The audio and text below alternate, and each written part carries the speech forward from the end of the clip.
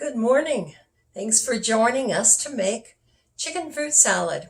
This is one of my favorite salads. I even think of it as a comfort food. It's very good for preparing ahead of time and say having for a luncheon the next day or taking to someone that is a shut-in. But anyway, let's get started. So I'm making the recipe today for 2 to 3 servings, and on my website at cookingwithdenise.com, I will have the recipe for 8 servings, so you can check in there if you'd like. But today I've taken chicken tenderloin breast that were frozen. They're the Tyson rotisserie frozen chicken, and I've gone on and heated them up and let them cool down. And so I'm going to cut those into 1-inch cubes. So just like this, we cut into 1-inch cubes, and I'm going to put all of that into our bowl once it's cut. Okay, so I've got my chicken cut up. Now that's equivalent to 1.5 chicken breast. And you don't have to use the frozen. You could prepare your own chicken breast ahead of time and let it cool and then cut it. You could prepare it by baking it, roasting it, even if you want to fry it. It's up to you. But and then you cut it into 1-inch cubes. Our next step is to pour 2 tablespoons of lemon juice in,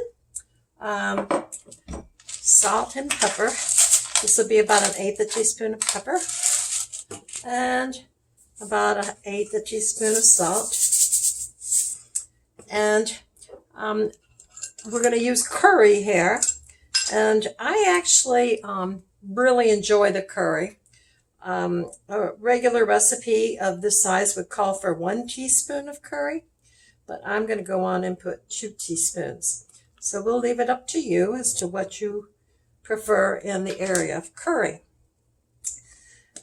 Now then, we're going to mix that up until the chicken's well coated. Get that chicken good and coated.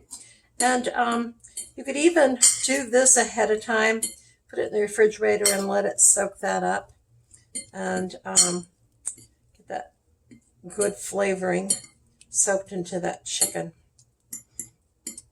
Okay, so there we have it.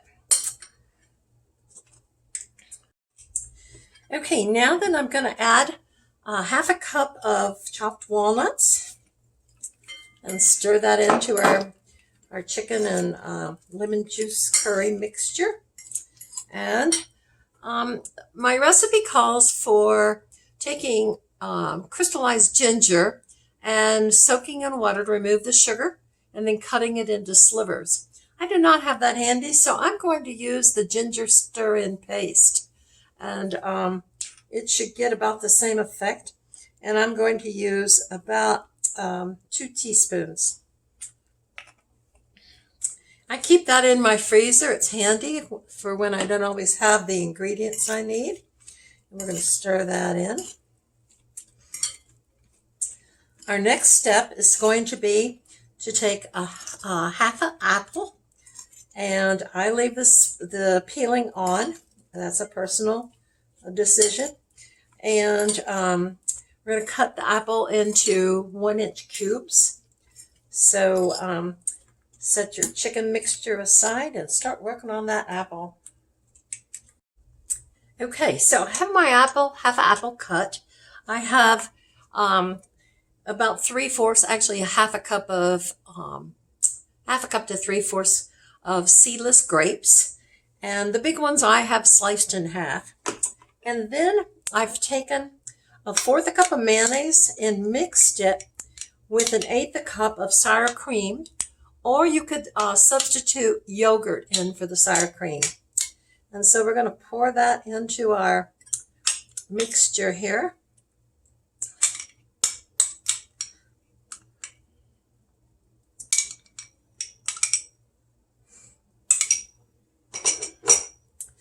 And stir that up good. I'm already dreaming of what this is going to taste like.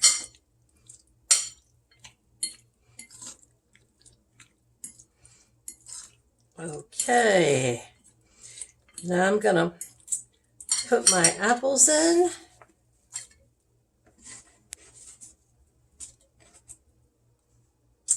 And my grapes. I think I'll switch to a spoon. And let's lightly toss these around to get them coated. Look at that. As you can tell, this is making a good 3 servings, maybe even 4. So with just 1.5 chicken breasts. So when you go to the recipe online, it's got 4 chicken breasts. You're talking about a good 6 to 8 servings with no problem. Okay, there you have it.